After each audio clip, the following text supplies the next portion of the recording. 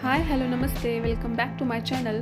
तर आज मी तुमच्यासोबत तीळ शेंगदाण्याच्या पोळीची रेसिपी शेअर करणार आहे. तर त्यासाठी इथे मी अर्धी वाटी तीळ घेतलेले आहेत, 1 वाटी शेंगदाणे आणि 1 वाटी किसलेला गूळ आहे.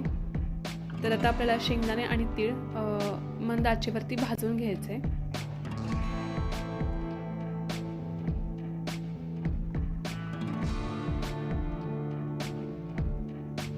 तर आता शेंगदाणे आपल्याला भाजलेले आहेत आणि एका बाउलमध्ये मी हे शेंगदाणे काढून घेते. तर हे शेंगदाणे आता आपल्याला थंड होण्यासाठी ठेवायचे.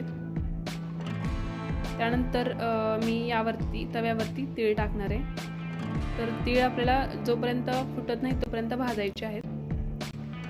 तर शेंगदाणे थोडे गार झाल्यानंतर थंड झाल्यानंतर आपल्याला त्याचे फुलपट काढून घ्यायचे आणि तीळसुद्धा त्यामध्ये मिक्स करून घ्यायचे व 1 वाटी आपल्याला गूळसुद्धा यामध्ये टाकायचे. आता हे तिन्ही मिश्रण आपल्याला एकत्रित करून बारीक करून घ्यायचं आहे. तर मिक्सरचं मोठं भांडं घेतलेलं आहे मी, म्हणजे एकदाच आपल्याला हे सगळं सारण बारीक करता येईल मिश्रण. त्यानंतर आपल्याला हवी तेवढी आपण गव्हाच्या पिठाची कणिक मळून घ्यायची आणि त्यानंतर थोडंसं तेल लावून पुन्हा एकदा व्यवस्थित मळून घ्यायचे. त्यानंतर आपल्याला 5 ते 10 मिनिटांसाठी कणिक तशीच ठेवून द्यायची. तर 10 मिनिटं झाल्यानंतर याचे मी साधारणपणे 7-8 गोळे करून घेणार आहे. तर तुम्हाला जेवढी त्या पोळीची साईज हवी असेल त्यानुसार तुम्ही गोळे करू शकता.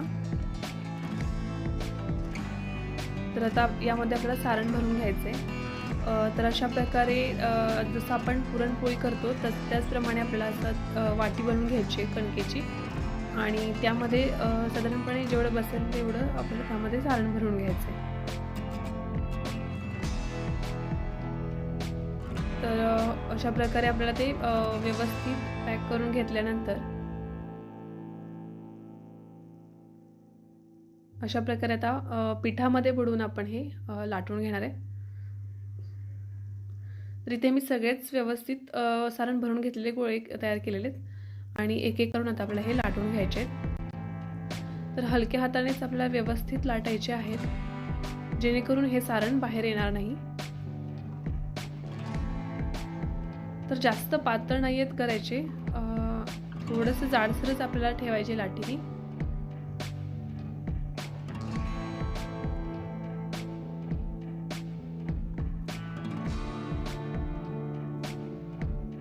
तर पोळी लाटून तयार आहे आणि तवासुद्धा आपल्याला व्यवस्थित गरम झालेला आहे.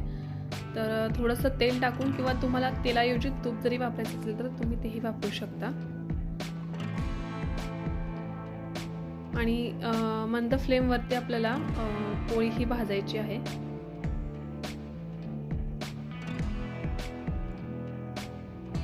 तर तुम्ही बघू शकता अशा प्रकारे आपल्याला सर्व पोळ्या भाजून घ्यायच्या आहेत.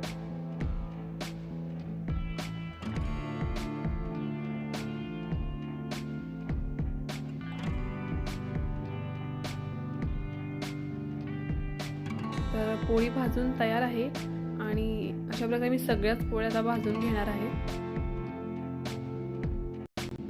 तर तुम्हाला ही माझी रेसिपी कशी वाटली हे मला कमेंट करून नक्की सांगा आणि आवडली असल्यास चॅनलला सबस्क्राईब करा, व्हिडिओला लाईक आणि शेअरसुद्धा करा.